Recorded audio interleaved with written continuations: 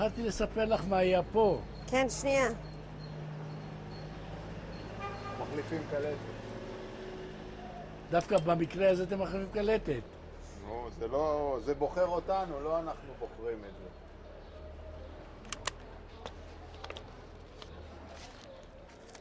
היא נגמרת, לא תהיה אותנו. לא, אני מתחיל לספר לניצן מה היה פה.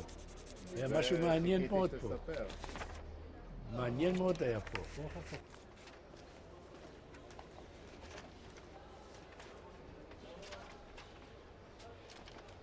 שאני אספר? עוד שנייה. אבל אני לא רוצה לראות, אני אסמיק.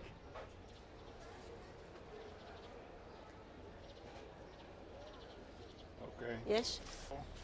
בבקשה. במקום הזה מה היה? בצד שני של החוף? כן, פה, תכף. כן. זה לא היה בנוי ככה, אתה שיפצו. הייתה יצאנית. שהיא הייתה אם היצאנית, היו לה עוד כמה יצאניות. כן. היית רואה טור של חיילים בריטים, מפה עד קצה הרחוב. ואנחנו ילדים, מה אתה עושה פה? לך הביתה מהר. אז זה ידוע, וקראו לה מונירי. אז היא הייתה פה, הייתה יצאנית. ביצאנית היו חנויות? בטח, כל זה יכול להיות. ואיזה חנויות היו שם? תמיד היה אחד, קראו לזה בית אל-חמם, זה מרשמלו. הוא היה עושה, ממול היה חנות ממתקים, ופה היה חנות פלאפל.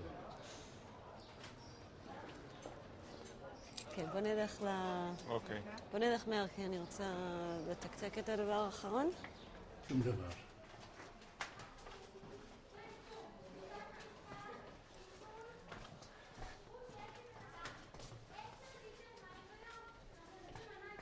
אני יודע בדיוק מי גר פה. מי גר פה? היה חברים שלי. מי זה היה? חברים שלנו. כן, מי? אחד הרמו, אחד מזרחי. ברקוביץ' לא חיו פה בהרבה. לא היה.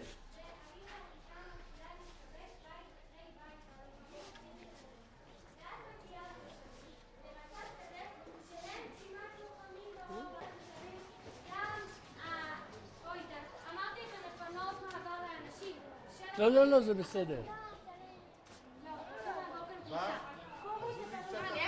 לא, זה בסדר. מי זה, הרב אורנשטיין? זה התמונה. זה... שנית גולדנברג. תפנית פה. היה החדר המזרחי. זה פה? מה זה אומר החדר המזרחי? אוקיי, hang on, we're in trouble. לא, we're in trouble. כן, בואו נצלם מפה ואז לא יהיה לנו את הרעש וגם... בוא נהיה קצת רחוקים. בוא נהיה קצת רחוקים משם. לא? כן, עוד טיפה. עוד טיפה, זה יעזור לנו. יאללה, עכשיו אפשר להתחיל. פה היה החדר המזרחי. מה זה החדר המזרחי? זה ישבו ילדים בכל הגילים. זה מה שהיום קוראים לזה גן ילדים או פעוטון. וישב הרבי, כן, והלכנו מסביבו, הוא היה אומר ככה, כולנו, הלב, היינו גם נרדמים, גם מתעוררים. עכשיו, מה נתנו לנו סנדוויצ'ים בבית? לחם וריבה. ואז היו זבובים בלחם והריבה. והיינו נרדמים, וזה היה החדר המזרחי. עכשיו, את הכרת את משפחת בנאי? כן, גאון. היה משפחת בנאי, יוסי בנאי, אברהם בנאי, יעקב בנאי. הם עשו הצגה על החדר המזרחי. זה היה משהו משגע. החדר המזרחי. אז זה החדר המזרחי, זה היה נורא. לכן אני אומר, למה לא יצאנו מתוסבכים? לשבת פה, ואתה יודע, ויושב כל היום. אין שירי גן לילדים. אנחנו פרחים לא ידענו לצוע יש לה פרח, חוץ מרודה. פרחים לא ידענו, לא קרנייה, לא שנה, לא ורד, לא רקפת, אבל רודה ידענו. כמה שנים היית פה? סאונד? שווה? בסדר, לגמרי. אז כמה שנים היית פה בחדר המזרחי הזה? שנים? הייתי משם, עברתי לפורת יוסף, לישיבה. עכשיו מישיבה עברתי לתלמוד תורה הספרדים. עכשיו, יש לי כמה שאלות. קודם כל, אתה אמרת שזה היה נורא. אז גם חשבת שזה נורא? מה נורא? בטח. בתור ילד, לא אהבת? אני אגיד לך. למעלה, איפה שעמדנו, ואמרתי, הרחוב הזה של רחוב חב"ד. איפה ש... זה כבר לא מדברים על רחוב חב"ד, בואו נזוז מה... אנחנו עדיין מדברים על זה, אבל בסדר, בואו אז נזוז בואי. קצת. כן, אני עדיין מסכימה שנזוז לאירופה. את שומעת, זה מפחיד אותי הרעש הזה. שמה, שנייה. Can I see it? Okay. Yeah, we still see the schools, זה לא משנה. אז do we have better sound here? מצוין. אז תספר לי עוד פעם, איפה אנחנו עכשיו? אנחנו פה, בחדר המזרחי, הכביש, השביל שמוביל לבתי מחסה. אז מה זה היה החדר המזרחי? באיזה גיל הלכת? אלה לא יגיל, זה בגיל 2, 3, עד 4. עכשיו, היה עוד גן ילדים, שהיה באמת שם שירי ארץ ישראל, שירי מולדת, אבל זה כביכול היה פחות או יותר חילוני. ואז לא רצו, פה היה יותר דתי, פה למדת להגיד מודה אני לפניך, וכולי וכולי. ולמה, מה אתה חשבת כשהיית ילד, כשהלכת לשם, מה חשבת על זה? טמבל. מה? אתה קודם כל תבין דבר אחד, אתה לא יכולת להתמרד מה שאמרו העולים. גם אם לא מצא חן בעיניך, וגם זה לא טוב לך. אלא אבל לא מצא חן בעיניי, עזוב אותי. אלא מה? כשהייתי בפורת יוסף, ואמא הייתה יוצאת אירופה מסלוניקי, אז היא עמדה על זה שאני אעבור לתלמוד תורה ספרדים. פה זה כיתה ח' ממול. את שומעת? למה? שם למדו קצת היסטוריה, קצת גיאוגרפיה, קצת אנגלית. בישיבה למדת רק תלמוד ומשנה. אז אמא לחמה, ואבא שלי ייעד אותי להיות רב בישראל. למה? כי אבא שלו היה רב בישראל, ואני צריך להיות רב גם. ואמא לחמה על זה, ויוציא אותו והכניס אותה לתלמוד תורה ספרדים. היינו ילדים מוכשרים מאוד. כי נכנסנו לזה ישר בכיתה ו'. לא עברנו את האלף בית ג' ישר, כי היינו ילדים מוכשרים, כי למדנו תלמוד והלכנו עם פולפן. אבל אתה מדבר עכשיו על תחזור למקום בבקשה? אתה מדבר עכשיו על תלמוד תורה. סליחה, על החדר. מה עשית שם? ישבנו, היו נותנים לנו גיליונות כאלה של נייר. תגיד עוד פעם, מה קרה? גיליונות של נייר עם אותיות אלפביתה, א', ב', ג', ד', והוא היה אומר א', והיינו חוזרים אחריו כולם א', והוא אומר ב', היינו עושים כולם ב'. ובזה יצאנו אקדמיים. אני אומר לך, זה היה שאתה יושב, משחזר. מה? והייתי צריך לבוא מהבית שלי להנה. לבד? בטח לבד, עם מי? לבד. ופה היה כניסת קיצור דרך, הלא שיבשו את הכל. פה היה קיצור דרך, שהייתי מקצר זה ובא לחדר. באיזה גיל? 4. אתה יכול להגיד שבגיל 4 היית צריך לבוא לבד מפה? כן, מה פה? יש סמטאות פה. לא אמרת את הגיל. בגיל 4 היית. 4. להגיד את המשפט. בגיל 4 למדתי בחדר המזרחי. כמה ילדים ישבו איתך שם? לי? כן, כשאתה למדת שם, כמה ילדים? 20, 15. הוא היה יושב, הרבי שמה יושב. וזהו, והנה נרדמים ומתעוררים. לא נעים. ומה היה השם של הרבי? חמיון המזרחי. מה זה חמיון ברקוביץ'? חמיון המזרחי. יופי, תודה. אוקיי, בואו אנחנו הולכים לרעיון, אנחנו הולכים... אלא אם כן, אתה לא רצית לראות את זה. לא, אני אגיד לך. פה עמדו שני אנגלים. רגע, איפה? איפה עמדת? שאני פה תכף, פה. אז בוא תעמוד פה ותראה לנו. טוב, אתם צריכים לראות את זה, הנה פה. הנה תכף פה. כן. שזה. כן. אוקיי, עמדו שני אנגלים כן. וספרו אותנו, כן? ופה יש תמונה של הרצון לחיים, שכל השבועים אנחנו עומדים פה והולכים לכיוון הקישלה שמה, ומשם כבר סיפרתי. אז פה ישבו 3, והמאבק בין אמא שלי לליגיונר היה פה ביציאה. הוא מושך, היא מושכת, ואז הוא אמר לה, הוא חייל לכל דבר, והוא ילך לפי אמנת ג'נבה, הוא חייל לכל דבר, והוא ילך לשבי. ובשבי היה כיף.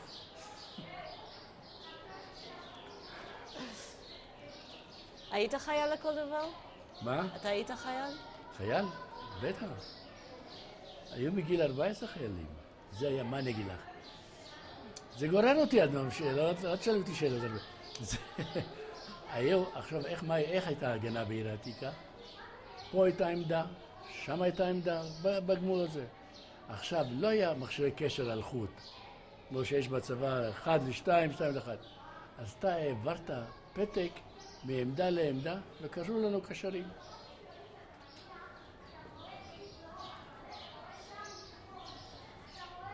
זהו. נחמד, נכון? לא, עצוב. קודם כל להגיד את השם שלך ואיפה נולדת. קוראים לי ניסים קפילוטו. נולדתי ברובע היהודי בעיר העתיקה, בחצר בית אל. מאיפה המשפחה שלך ואיך הגיעו לירושלים, לעיר העתיקה? סליחה, ניצנה? Yes. רק לפני שאנחנו עושים. ניצנה לך יותר שמאלה ואת לא יכולה בגלל שאת רחוקה. אם טיפה תתקרבי ותלכי שמאלה. שתדע שאתה יכול לדבר רגיל, מכיוון שאני שומעת אותך, ואנחנו נשמע אותך במיקרופון. אני לא בא לשיר, אני בא לספר. שואלים אותי. בבקשה. אז אנחנו התחלנו בשם שלך, ואנחנו עכשיו שאלתי אותך מאיפה המשפחה שלך ואיך הגיעו לעיר עתיקה. קודם כל, אמא מסלוניקי. עם אמא זה סיפור, היא נולדה במנסטיר, שמעתם את זה, זה מחוז ביוגוסלביה, והיא גדלה בלי הורים והקחו אותה למנזר בילדותה. היא לא הכירה אבא ואמא, והמנזר באה משפחה מסלוניקי והוציאה אותה וחיו בסלוניקי. זאת אומרת, היא גדלה בסלוניקי. זה לגבי אמא.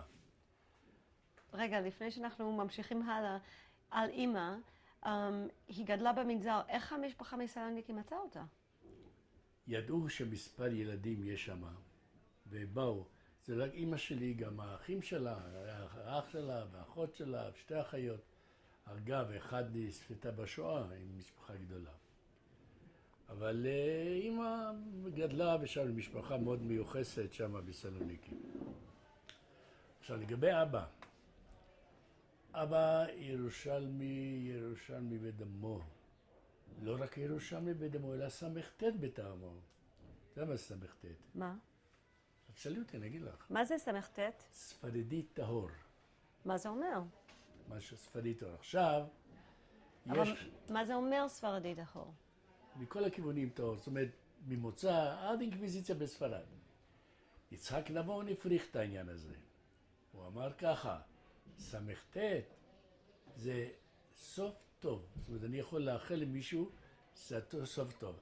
בספרדית זה יוצא קאבוס בואנוס. אז יש לי לכם גם איזה ספרד. אבא חתום על כל ספרי הקודש שלו, ס"ט. שם שלו, ס"ט. והוא חי בין המעבר בין השלטון הטורקי לשלטון המנדטורי. עכשיו, אם אני אערך, הוא היה רעב גדול בתקופה בין המעבר השלטון הטורקי לשלטון המנדטורי. אחד הסיפורים שמזעזעים, שהוא סיפר אבא, זה הייתה לו אחות קטנה, שהייתה ברחוב היהודים וביקשה אוכל. וזה יוצא בספרדית, הרמנו קרקומר. ואבא לא הספיק לדבר והיא מתה. ומאז זה נתן השלכה להמשיך החיים של אבא בשפע ואוכל שהיה לנו בבית. אבא, עם כל התלאות שלו, הוא היה חולה מאוד בשיגרון, רמטיזם. ואת החנות הזו שראינו, הוא קיבל מהגסים שלו, כי ידו היה נכה. ואז אמרו לפחות של החנות והתמחה, גם לימדו אותו עבודה, וגם היה לו שם חנות משלו שעשה כל מיני, אז לא היה פלסטיק. אז היו דליים מפח, היו קומקום, כל מיני צרכי בית מפח. ואבא התמחה בזה. ואבא המשיך לחנות הזה. אני רוצה לעצור שנייה. הרעש הזה מפריע לנו? כי האם שווה לבקש בידינו לנסות לראות אם אפשר? שווה תמיד. בוא ננסה אם אפשר טיפה להנמיך את הקול. הקול הזה את לא שומעת אותו, שומעת מלמעלה כל מיני גרירות וזה. בוא נראה אם יש משהו שאפשר. את לא שומעת. That's why I'm asking. Yeah.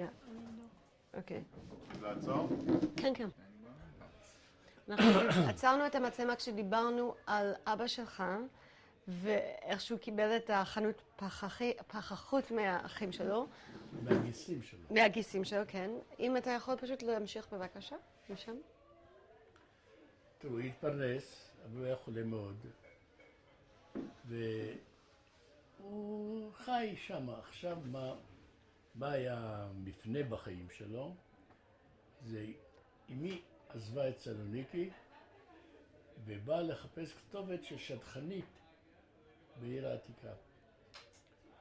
הייתה דודה פה, והיא נעצר בחנות של אבא, ושאלה אותו אם הוא מכיר את דודה אחת שלה. ואז הוא הסביר לה איפה, אבל מאז התפתחו, ואז הדודה הזה ניצלה את ההזדמנות ושיתחה את אמא שלי לאבא שלי. וזהו. אוקיי, אני רוצה ללכת קצת אחורה עם המשפחה של אבא שלך. איך הם הגיעו לעיר עתיקה? אמרת סת, אבל... כן, עכשיו ככה, המוצא של המשפחה של אבא שלי זה מרודוס. ומי שהיה בבית כנסת ברודוס, זה שם המשפחה שלנו. ועוד אבות אבותינו גרו גם בחברון, לפני התרפ"ט. אבא חי, כל המשפחה חיה. הוא נולד למעשה, אבא נולד בסינמטק עכשיו, שקוראים לזה שמע. אז קוראים לזה שמעיה. אז זה שמעיה, עכשיו סינמטק. הם גרו שמה. סבא שלי היה שליח ציבור בעיר העתיקה. ואז לפעמים היה צריך אבל לקבל אותו על זה, ליווה אותו, ואז הוא גר בעיר העתיקה. בעיר העתיקה, מה היו שכונות בירושלים בזמנו?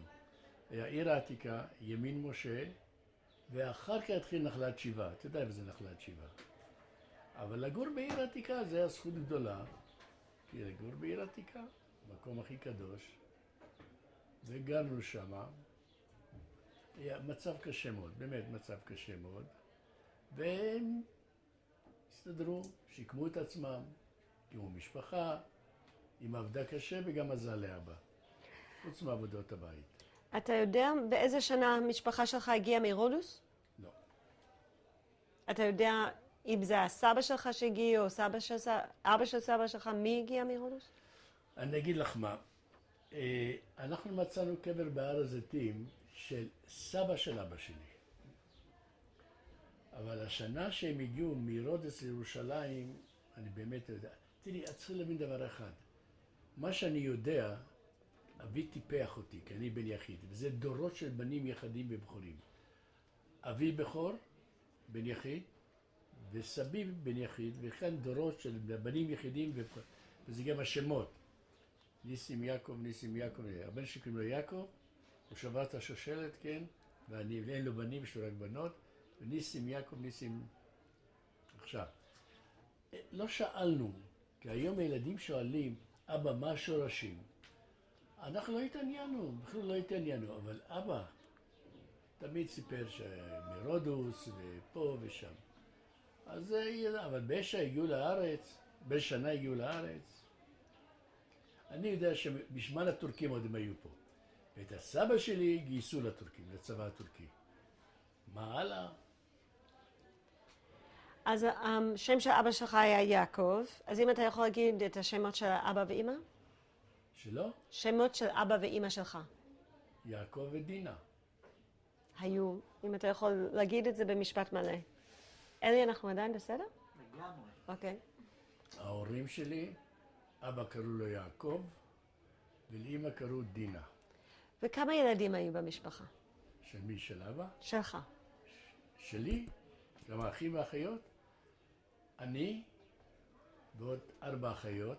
אחות אחת עלתה על מוקש באילת, אז יש 3 אחיות. ואיך קראו להם? ושוב זה הולך, תראי, אצל הספרדים זה הולך על שם הסבא והסבתא. אני, ברור על שם הסבא שלי. אחותי אסתר, על שם האמא של אמא שלי. אחותי רבקה, על שם אמא של אבא שלי. שולמית, השם של סבתא של אבא שלי. דיברת קצת על העבודות של ההורים שלך.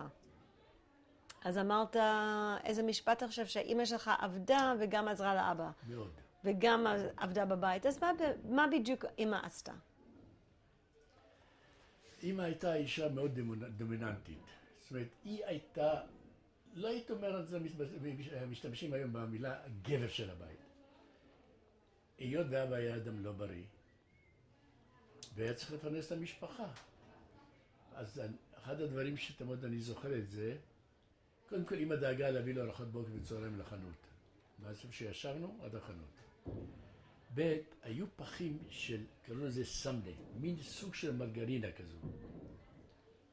ואבא היה קונה אותם, את הפחים כשהם ריקים, ואמא הייתה צריכה לסבן אותם, לשטוף אותם טוב ולהוציא אותם מהשמן. ואבא היה לוקח כל קופסה וקופסה, והיה עושה פעם יאה, זה יהיה, כף אשפה, פעם מידות לחלב, כל מיני משפכים, משאבות לנפט, יודעת, לא יודעת, אז יש שווים מהפח נפט, שומעת? וכל מיני כלי בית, אז לא היה פלסטיק, פחים להביא מים, כמו שראית שם. ואמא עזבה עבודה קשה מאוד, מאוד קשה מאוד. וכל, גם המאכלים היה, כל הפסטות למיניהם, זה בבית, לא היה אוסם. פסטות היה בבית, עוגות היה בבית, לאפות לחם היה בבית, לרחוץ אותנו. זה הייתה עבודת פרך. באמת היא עבדה, וזה נוכח בערוב ימיה שהיא הייתה כבר חולה מאוד. אבל היא עשתה את הכל בשמחה ונהנתה מזו. אילולא האסון הזה של אחותי שנהרגה בת 17, אז הכל היה טוב. אני התחתנתי, אחותי התחתנה, ואחותי השלישית התחתנה, אבל מה, האסון הזה שבר אותם לחלוטין. מתי זה קרה, האסון עם אחותך? אתה מה? מתי זה קרה, האסון עם אחותך? 1959. מה קרה? היא למדה בבית ספר חקלאי בעין כרם. וביום הם יצאו בסוכות לטיול בערבה. והיו 3 בנות שצריכו לעשות בשירותים. הלכו למבנה. מסתבר שבמבנה היה מוקש, ושלושתם עלו על מוקש ושלושתם נהרגו.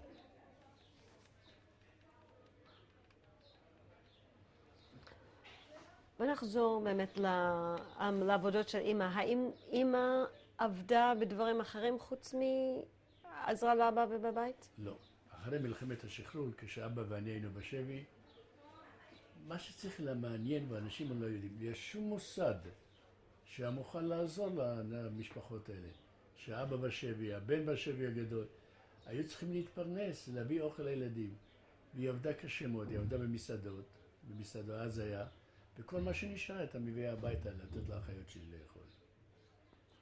קשה היה, אבל ככה חיו. ואבא שלך אמרת שהיה לו חנות שהוא קיבל מהגיסים שלו.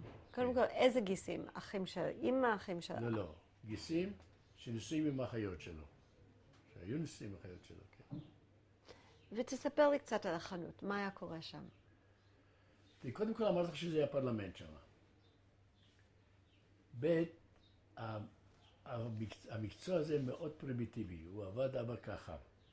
קודם כל היה צריך להעמיס נתח של עופרת ודביל, בדיל, את יודעת מה זה. העופרת תמיד מוציא גזים שמרעילים. ב' הוא ישן סיגריות. ופעם הכלי הכי שימושי בבית זה הפרימוס. אתה יודע מה זה פרימוס, כן? מה זה? פרימוס זה, אני אתאר לך את זה, זה בסיס כזה, שיוצאים ממנו ידיות, ובאמצע יוצא ראש, וזה ממולא בנפט, וכשאתה עושה ככה עם המשאבה, הנפט נהפך להיות לגז ויוצא אש למעלה. עכשיו, מה קורה? זה היה נסתם, והפסולת של הנפט, ואבא היה צריך לפתוח את זה, והיה נושם, ועם הסיגר וכל זה. תראי, אנחנו היינו יושבים פה, תראה, אבא יושב עם האחותי הייתה, אבל באמת, אם היום בידיעבד, אתה אומר, איך היו אנשים פעם? אבל לא שמעתי תלונה אחת, לא מאבא ולא מאמא, לא מכל הסובבים שם, שאמרו, כמו שהיום את שומעת מדי פעם, איזה זה, לא זה, שום דבר, מכל מה שהיה, ונהנו. ובשמחות, זו הייתה חגיגה גדולה. הייתה חגיגה גדולה. הלוא כל הדברים היה מעשה ידיים, לאפות, לאכול, בשמחה, ושירה, בלדינו, כל הרומנסות. את לא יודעת רומנסות, בלדינו. אז אני אשאיר לך זה רומנס עכשיו? אז מנה, ברומנסות בלדינו, ואתה יודע, חיו יפה מאוד, כל סיבה למסיבה. היה צריך לעשות עם הבורקס, הבורקס לא כאלה שאת מכירה עכשיו, ועם הרקי. רקי. מה זה? ערק. אוקיי, זהו, את זה אי אפשר. אנחנו צריכים לעצור, אנחנו עצרנו בזה שאנחנו מדברים על ערק. את יכולה, אני מצטערת. הם אמרו לי שזה כמו... הם אמרו לי ש... אוקיי, אנחנו עצרנו בזה שדיברת על הערק, זה מה שאני זוכרת? בבית גם עשה, אבא עשה לפעמים גם יין, והוא עשה כל מיני דברים שיכל לעשות בבית, הוא היה עושה. בין כל העבודה הקשה, אבל זה היה מין... לא, צריכים לעצור עוד פעם בגלל שהם עדיין מקדחים. קודחים. אוקיי. אז עכשיו זהו, עוד פעם דיברנו על הערק ועל השתייה של סבא. כל אבא עשה. עשו בבית הרבה דברים, כי למעשה לקנות זה היה יקר. והיו קונים באירועים, אבל עשו בבית מצבוקים, עשו יין, מיין היה, אלה דברים שהיו הרבה בארץ, כן, בזמנו. ענבים, פרי הדר, היה הרבה, ותמיד התעסקו בזה. אבא היה, אפילו היה בית חרוש של גבינה בירושלים. איפה שם המשטרה, שם היה, הוא היה הולך להלחים טפחים שם. תראי, זה ככה חיו שקטים, חיים שקטים. תמיד אמרתי לילדים שלי, אני לא ראיתי פעם אחת שאבא ואמא רבו אחד עם השני. לא רבו. היו בעיות, אחד מהם היה ותרן, זה ברור. אבל זה היה מין הרמוניה, שהם עבדו ביחד, עם הכסף שאבא הרוויח, היא לילה את הבית. כל יום חמישי יורדים לשוק הערבי שם, אם הייתה קונה לשבת. זה חיים שקטים, לא שמעתי משהו מיוחד, עד גיל 14. איזה שוק הם היו קונים בו? כי הוא אמר... ירקות. על הבשר אנחנו לא יכולנו לקנות, בגלל הכשרות. בשר, זה. ובשר, מי קנה בשר? עופות זה בכלל, אמרתי לך, מכיפור לכיפור, בעופות. ואחת הדוגמאות, אני הייתי אומר, אם אני לא אוהב את זה, אז הייתי אומר, לא אתה רוצה שנעשה לך עוף? אבל מה שכן היו חלקים של פרה, כמו רגליים, כמו לכבשים, העלייה, כמו כל מיני חלקים פנימיים שלא עלו הרבה כסף. אבל בשר, היו חיי עוני, אבל מאושרים. אם לאבא שלך הייתה חנות, למה היה חיי עוני? תראי, קודם כל, החנות דמי מפתח שאני לשלם על החנות. זה לא חיי, אנחנו לא חיים היום, לא נכון. אנחנו חיים בחיי הטראומה שהיה לו מאחותו, זה היה שפע בבית. לא היינו עניים, היה שפע בבית. מבחינת אוכל, תזונה, היה שפע. אז מה זה עניים? עניים היה בתנאי הדיור, זה הכל הירתיקה, לא אנחנו לבד. לא היה חשמל, לא היה מים, לא היה ביוב, וכו' וכו'. אבל מבחינת מזון, אוכל, לא היה חסר. אני מבינה את זה, אבל אני שמעתי ממך כמה פעמים דברים שכאילו לא היו הרבה בגדים, לא היה... כללית, אני יודע, כללית, היו משפחות עניות, משפחות ברוכות ילדים, עם 12 ילדים, עם 13. לספק אוכל וביגוד, לא היה שום מוסד ממשלתי שיכול להגיד לך כמו עכשיו, משרד הסעד, משרד הרווחה, אין. תסתדר לבד במה שיש לך. והמשפחה שלך? הסתדרה. גם לי היה פה ושם טלאי, גרביים, את יודעת, כמו שהסברתי לך, אבל חיינו. אבל אני אומר, המפנה הגדול היה דווקא אחרי מלחמת השחרור. כשהגענו לעיר, ואז המפנה הזה היה דבר, גם כן זוועה נורא. מה שהיה שם זה, ההורים פלשו לקטמון. קטמון זו הייתה שכונה של אנשים בכירים בצבא, של השלטון המנדטורי, פקידים בכירים, קצינים גבוהים, והם פרשו לבתים האלה. אבל פרשו לבתים האלה 7 משפחות בדירה אחת של אדם אחד שם. אני זוכר כשבאתי מהשבי, זה הייתה גם איזה טראומה, לא היה לי איפה לישון. ובאותו שק שינה שישנתי בשבי, ישנתי בבית עוד פעם. העניין מאוד עניין הדבר, בשבי היו אנשים שקיבלו חבילות דרך הצלב האדום, ובחבילות היו המון דברים, מה שההורים שלי, אמי לא יכלה לשלוח לי בבעל הזה. הסתכלנו וקינינו וזהו זה. אז שוב אני רוצה לחזור לעיר עתיקה. אז אמרת שכאילו עשיתם קניות בשוק. תספר לי איזה סוג דברים הייתם יכולים לקנות, כאילו תנסה להחיות בשבילי את השוק. אני לא יודע אם סיפרתם באשכול היום הזה שהיו פירות עונה. זה לא יכול להיות שבחורף אכלת מילון.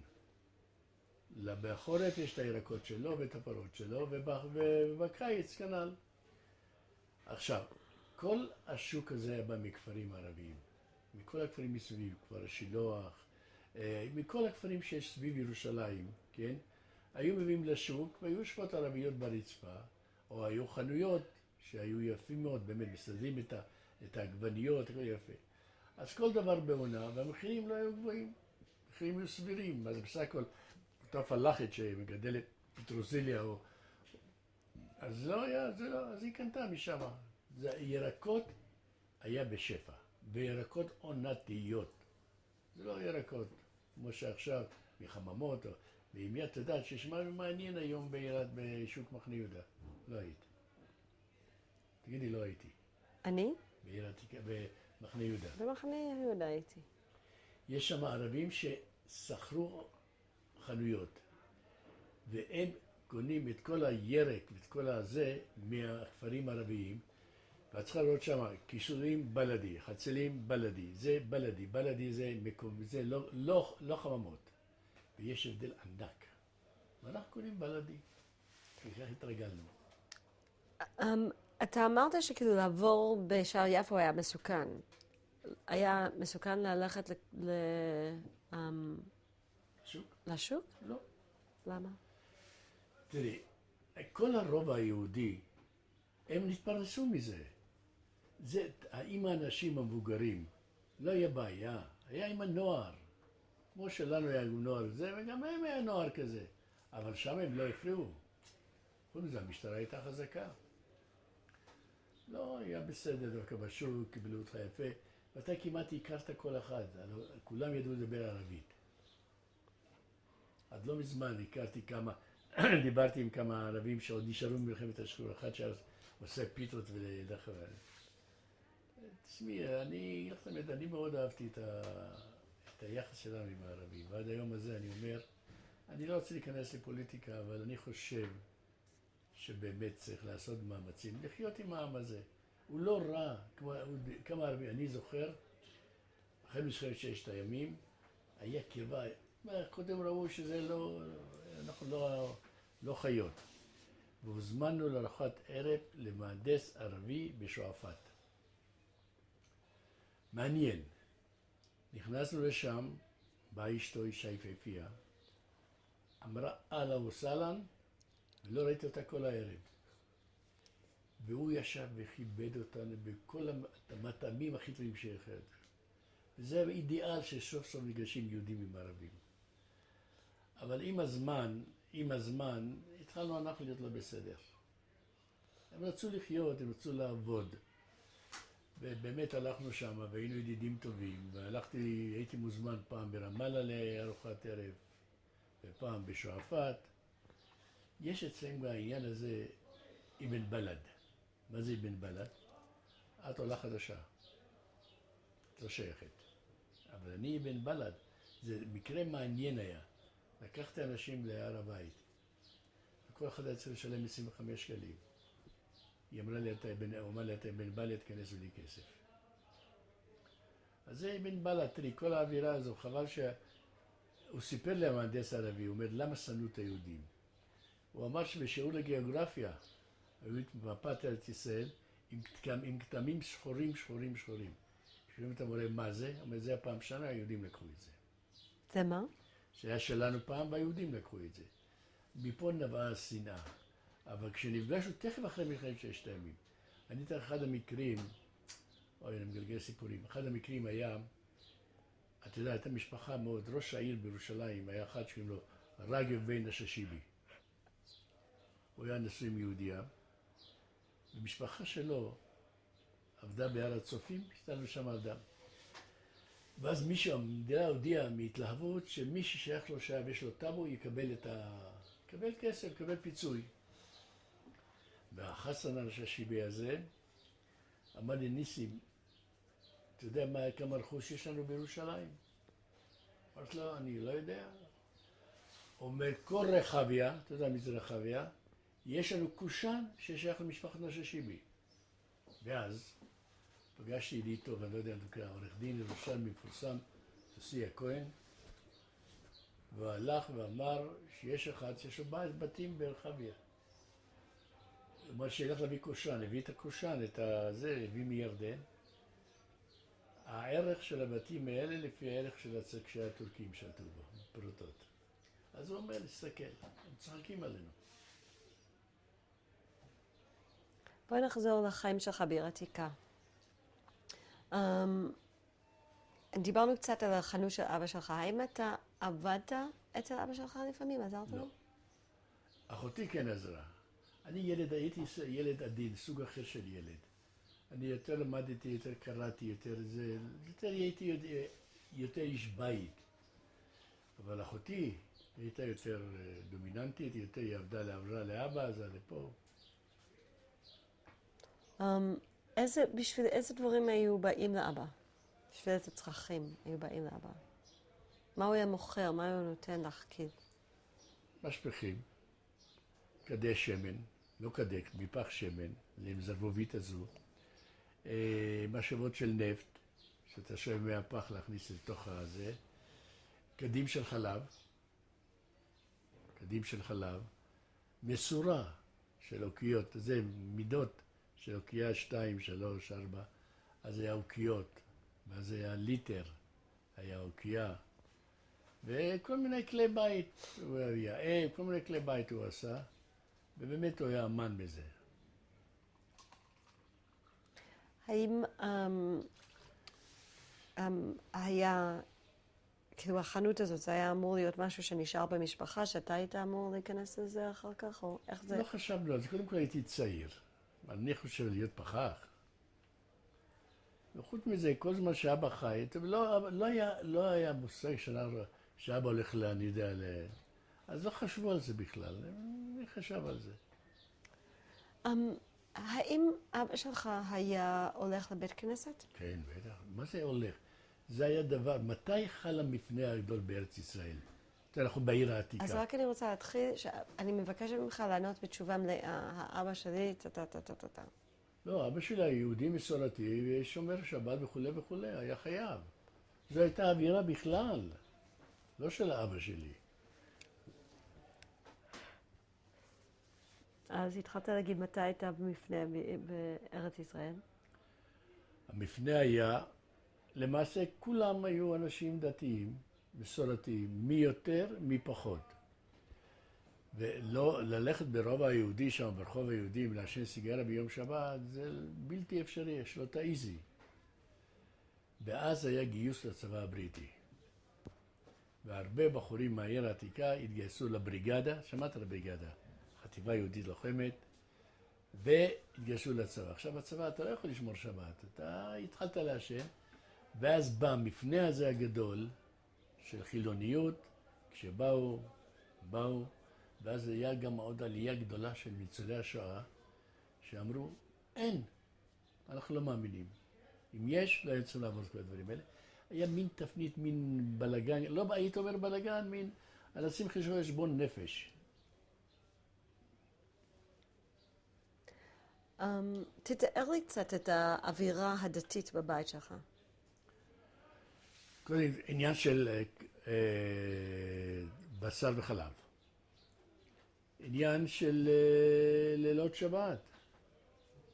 אבא הולך לבית הכנסת, זה היה משהו מעניין. אני אקרא את כל ההיסטוריה שלי, אני מספר לך. בליל שבת הולכים לבית הכנסת, דווקא הבית הכנסת הזה, של הספרדי שראית שם. איזה בית כנסת? בחנן בן זכאי, שישבנו שם. וכל היוצאים בבתי כנסת, והולכים לשער ציון לקבלת שבת. בינתיים, האמא הכינה את השולחן, האמא הכינה את הכל, וצריך להתכונן, כי אחרת המנורה, העששית, ייגמר הנט והיכבה נאכל באוכל ובחושך. אז יש איזו מנורה שקראו לוקס. אתם לא יודעים מה זה? מה זה?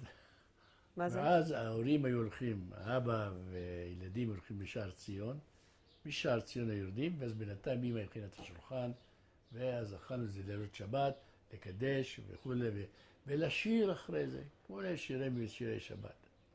ביום שבת הולכים לבית הכנסת, ואז הולכים לתנור להביא את החמין. ובאים הביתה ואוכלים, ואחר כך מתאספים תמיד אנשים לקרוא זוהר, תמיד דברי תורה, הכל לא היה דברי חולין, וככה מוצאי שבת, ההבדלה ופסמים, אווירה יהודית טהורה, נקנה. זהו. האם האבא שלך היה לומד גם או רק עובד? לא. הוא היה עייף, הוא היה בא הביתה, הוא היה עייף, זו עבודה קשה, לשבת כל הזמן, כל הזמן הוא ישב, על שרפרף כזה ישב, ולעבוד שם ולהריח את העופרת ואת הבדיל ואת הפיח של הפרימוסים האלה ואת כל זה. הוא היה עייף, הוא היה הסתפק בזה בשבת, בשבתות, ככה קצת לקרוא תהילים, קצת לקרוא משהו. איפה הם שלחו אותך לבית ספר? כאילו אם אתה יכול לתאר לי את הגילאים. אני אגיד למה, היות והסבא שלי היה רב, וגם שליח ציבור, אז אבא אמר, הבן שלי, הנכד שלו, היא גם שליח ציבור, גם שבת. טוב. לא שאלו אותנו, לא שאלו אותך, אתה רוצה, לא רוצה. זה התחיל מהחדר המזרחי. החדר המזרחי, קשה לי לתאר מה זה, איזה חיים שם היו. משם העביר אותי לישיבה, בעיר העתיקה, פורת יוסף. ושם למדת רק תלמוד ומשנה. זאת אומרת, לא דקדוק, לא מתמטיקה, לא שום דבר, רק זה. זה מהבוקר עד הערב. זה לא מצא חן בעיניה של אמא. ואז היא אמרה, עשתה מלחמה להעביר אותי לבית ספר של המזרחי. זה איפה שהיה שם התלמוד תורה הספרדים. שם מה שכן היה, שהוועד הלאומי, אז טרום המדינה, הוא שלח את המורים הטובים ביותר למחוזות האלה, כמו העיר העתיקה, בכל זה שיהיו מורים טובים. ובאמת היו מורים עם תוארים שלמדנו שם, ועד כיתה ח', מכיתה ח', זאת אומרת, החזק את המעמד, קדימה לעבודה. למה? למה? שנייה, נחכה שהדלת תיסגר. אתה לא רוצה את הכובע? למה? עכשיו אני שכחתי על מה דיברנו. דיברנו על מה דיברנו? אני מה למד... על מה, למה... אם אני הלכתי לישיבה, מישיבה... כן, שלמדת בפורת יוסף. מה אתה זוכר שעשיתם בפורת יוסף?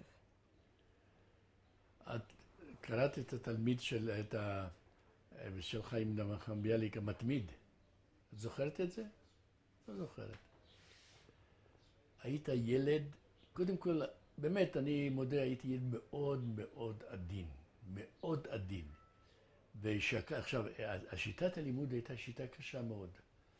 למדת דף בתלמוד, למחרת צריך להגיד את זה בעל פה. כן. ואז לא קיבלת ציון 8-5, אלא קיבלת מכות. מה זה מכות? היה דבר כמו סש כזה, זה פלקה. מה זה פלקה? לא. תגידי מה את יודעת, זה לא אגיד. פלקה זה המקל כזה, עגול, עם שני חורים, ויוצא מזה חבל. והתלמידים המוכשרים, אתה יושב ברצפה, ואתה מוריד את הנעליים, משחילים לך את המוט הזה, ושני הבחורים הצעירים גוללים, עד שאתה נשאר כבול שמה, אז בא הרבי עם מגלב, והוא... כמה ש... כל זה, אם היית בחקורה של האשכנזים. אתה מקבל עונש. וחוץ מזה שלא למדת טוב. עכשיו, איך זה היה הולך? הישיבה הייתה בכלל אצל המזרחים בצורת חטא. את הרבי, מרשים ככה. הילד המוכשר מצד ימין, והפחות מוכשר מצד שמאל שלך. ילד נכשל, מחליפים מקומות. וככה זה היה, ככה לימדו. זאת אומרת, הרבי באמצע, רבי, והתלמידים בצורת חטא מסביב. אתה זוכר את השם של הרבי? כן. היה ככה,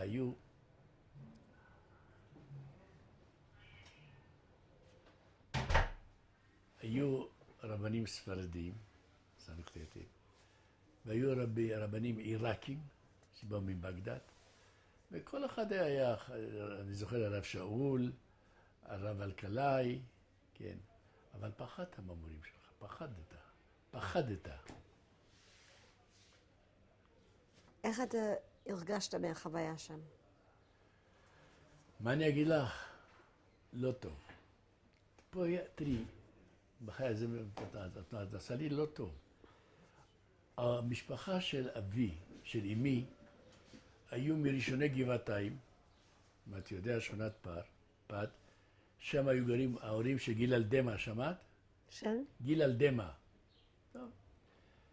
והמשפחה שאימצה את אמא שלי, היו מראשוני פתח תקווה, כפר סירקין.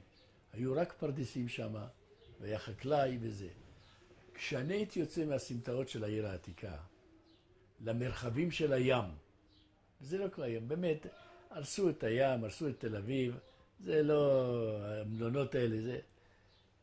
היית יוצא, פעם בשנה היינו הולכים לבקר אצל הדודה, להתארח אצל הדודה, היא גרה ביפו, ואז הם הולכים גם לפתח תקווה, לראות את הפרות, לראות את הכבשים, והפרדסים, שהיית שומע את המשאבה הזו, ולגבעתיים, אצל הדוד, שם, כולם בצריפים.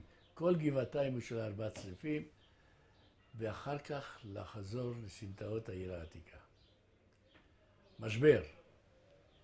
ואז אמי אומרת לי שהייתי בוכה, ברגע שיוצאים לעזוב, אחרי כמה ימים שהיינו שם בשפלה, והייתי בוכה שאני צריך לעזור לסמטאות העיר העתיקה. כמו אבא. תגידי לי, לא יצאת פסיכי, תספרי, אתה לא נהיית פסיכי, תגידי לי. ממה? כל מה שאני מספר לך. למה? זה דברים כאלה. היום, היה רעש גדול. שמה? שאדם עובר את כל הטראומות האלה, ולא הבינו אותך. כשבכיתי שאני חוזר לסמטאות העיר העתיקה, אמרו, זה ילד מוזר. הילד הזה הוא מוזר. למה אתה בוכה? לך תסביר להם למה אני בוכה. ולמה בכית? אני שוב חוזר, מהמרחבים הגדולים, מהים התיכון, מפתח תקווה עם הפרדסים, כל פתח תקווה, כפר סירקין, תעצמי לרגע עיניים, היה רק פרדסים. היינו בואים מפתח תקווה עם כרכרה, היה בדוד הזה עם כרכרה, לוקח אותנו מפתח תקווה לכפר סירקין שם שהיה גר, עם העדר של הפרות וכו'. ובזה, בגבעתיים, שכונת בורחוב, עם כל האנשים, כל הציונים האלה. הדוד שלי היה מפועלי הנמל, האח של אמא היה מראשוני הנמל בתל אביב, שעבד בנמל בתל אביב. ואתה עורך מהחיים האלה והשמחת חיים. היו לוקחים את המנדולינה ורומנסות והערק ויוסי. מצד שני, מצד אבא, השמרנות. שמרנות ירושלמית, ומי שלא מכיר את הירושלמים, הם שמרנים מאוד מאוד מאוד. זה עניין של כבוד, עניין של לדבר בגוף שלישי. בגוף שלישי, לא אתה. מה זה אתה? ואני הייתי ככה, מסתכל על זה, למי אני שייך, ריבונו של עולם, לזה אני שייך, לפה אני שייך. זה הייתה פיצול. לא פשוט. חיינו עם זה, תודה לאל. אז מצאנו בזה שהיית בפורת יוסף, ובאיזה גיל אתה עברת לתלמוד תורה? עברתי בגיל 10, 11. ומה עשית בתלמוד תורה? מה היה ההבדל? האם הייתה הבדל? היה הבדל גדול, סיפרתי לך. מה היה? בפורת יוסף למדו רק גמרא, תלמוד, משנה, דברים כאלה. ושם היה בבית ספר אחרת. לימדו אותך על קצה המזלג, קצת גיאוגרפיה, קצת היסטוריה, קצת אנגלית, קצת מכל דבר. הדגש הגדול הייתה נגריה בבית הספר. והיה כריכייה. למה? לקרוא ספרים. אם הילד ילד מוכשר, נגריה. ואם אתה טמבל, תלמד לקרוא ספרים. ומה אתה למדת? נגריה. ואם אתה יכול להגיד, אני למדתי נגריה? תראי, אני אגיד לך את האמת, האווירה, אני לא יודע איך להסביר, אבל אני חושב שמי שמראיין אותנו יודע איזה חיים היו בסך הכל לפני לא הרבה. 60 שנה, זה לא היסטוריה. זה קצת היסטוריה. אז באיזה שעה התחלת לעבוד ולמה? הכל זה רוצה שאני אספר לך, הכל.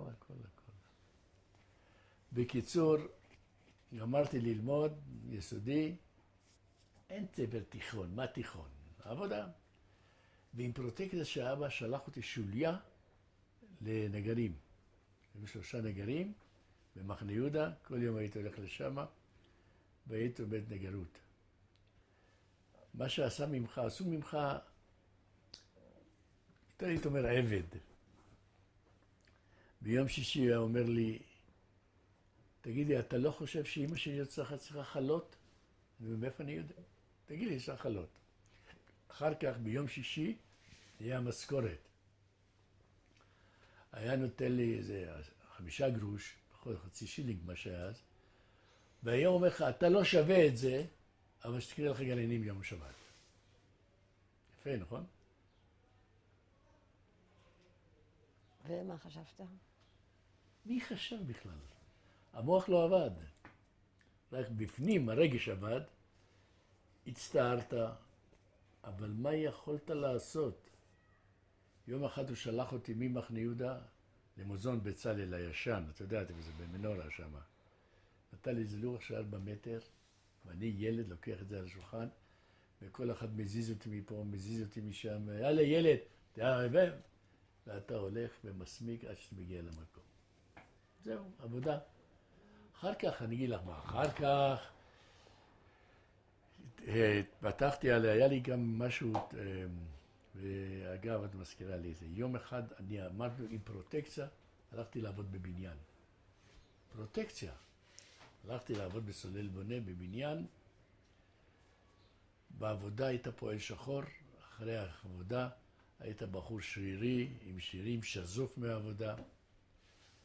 ואז אני עולה לאוטובוס, וזה חסום קוריוזים קטנים. לראות מה זה נתן לי איזה רגשי נחיתות.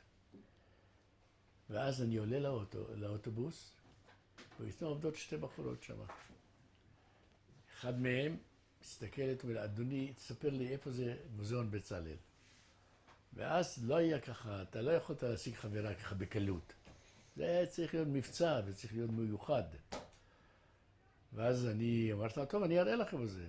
והלכתי, זה תמיד גם כן הטראומה הזה של הילדות. והראיתי לה את מוזיאון בצלאל, והלא, אני ירושלמי שרוף. אמרתי, יודעת, אני הלכתי לירושלים, והלכנו במוסרה, והיא הייתה יפה מאוד. יפה מאוד. בקיצור, נקשרו קשרים. מה זה קשרים? היא הייתה גרה בתל אביב, צפון תל אביב. ומדי פעם אתה בא, קח אותי פה, בקיצור. לא הנקודה הזו אני רוצה להגיד. הגיע מומנט כזה, ניסים, איפה אתה גר? אמרתי לו, לא חשוב, עזבי את זה. למה? איפה שהייתי גר, היה חדר, שאמא אספה מפה שולחן, מפה כיסא, מפה מיטה, מין אלטזכין כזה. היא הזמינה אותי לארוחת ערב אצלה בבית, מה אני רואה? אולם, פסנתר כנף, והגישה שולחן עם סכו"ם, ואני, לדאבוני, לא יודע מה זה, כל כך הרבה סכו"ם, עוד מזלג, עוד כף, עוד סכין. אמרתי, באמת, אני מצטער, הרגע אכלתי. אמרתי, זה ביזיון, אני אעוף משהו אם אני יודע מה. בקיצור, אחרי שהייתי שם, אמרתי, שמע, ניסים, זה לא בשבילך, חייב לנתק יחסים. זה, שמע, חביבי, זה רמה אחרת, זה משהו אחר. ואהבנו אחד את השני, אבל אמרתי, תשמע, זה לא זה, מה חביבי, בפסנתר, ואתה יש לך בית שהיה לך כיסא אחר. יום אחד אני בא מהבניין, עם גנליים גבוהות, מלא בוץ, מלא אבק, מלא זהה, ואמא שלי אומרת בספרדית, ניסים, 2 בחורות מחכות לך בחדר. חשבתי שאני משתגע. התביישתי. ואז עכשיו שם המקלחת זה ל4-5 משפחות. חכה, התור שלך שיבוא. בקיצור, אי קוריוזים קטנים שבאמת אחר כך יש סיפור שהלכתי לחיפה והלכתי לקיבוץ, וזה היסטוריה שלמה, ללכת לעבודה בחיפה והייתי בקיבוץ. גם בקיבוץ היה כל מיני דברים. אבל אני אומר לך, זה עד שהגענו למנוחה והנחלה, שהתחתנתי וכו' וכו'. אוקיי. אני רוצה לדבר איתך קצת על הזהות שלך. מה אתה הרגשת כשהיית ילד?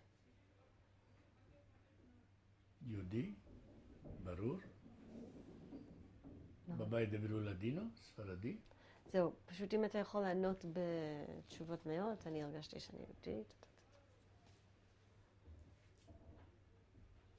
לא חשבתי על זה מי אני. אני יהודי, בנו של כך וכך, וזהו. חי כמו יהודי, ולא חשבתי על משהו אחר לגמרי. אתה הרגשת שאתה סת? שאני מה? סת, ספרדי טהור. שאני מה? ספרדי טהור? סת. סמכתת. סמכתת, סליחה. לא התייחס לזה, הבית, השפה הייתה לדינו.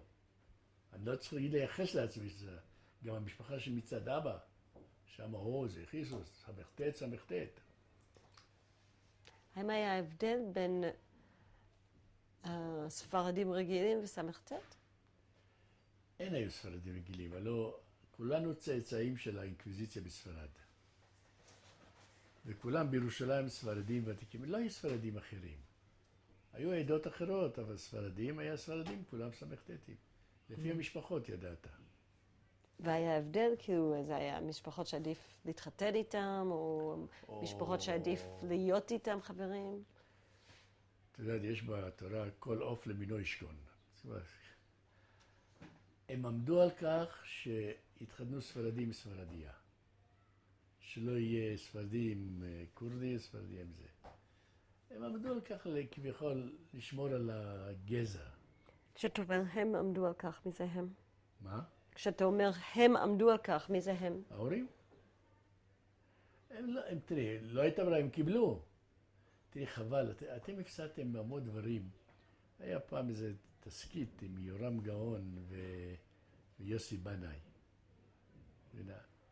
אז דיברו שם על האשכנזי והספרדי, על החזון של ההורים הספרדים היה שהבת תתחתן עם אשכנזי.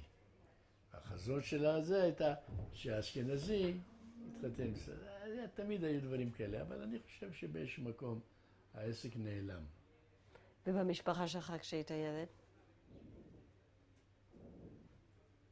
לא? היה איזושהי מחשבה שצריך להיות בצורה מסוימת, בדבר מסוימת?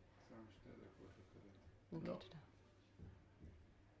לא התחתן. במקרה הזדמן לי להתחתן עם ספרדיה. אבל לא ספרדיה טהור. לא. כי אבא בולגרי ואימא מצאצאים של מרוקו. לא, היא נולדה בארץ, אימא שלה, אבל הסבא שלה הוא מפס. מה עם אשכנזים? היו לך חברים אשכנזים? החברים אשכנזים, רק כשהלכנו לצבא למילואים. כן, תראי, יש עניין של צבר. אנחנו צברים. אז בין צברים של ילידי הארץ אין את העניין של... תראי, האווירה הייתה אחרת, האווירה של שנות ה-50 וה-60, אווירה אחרת לגמרי. ישבנו ושרנו בעברית, ושרנו שירי לוחמים. האווירה הייתה אחרת לגמרי. אוקיי, בוא נעצור שנייה ונחליף קלטת.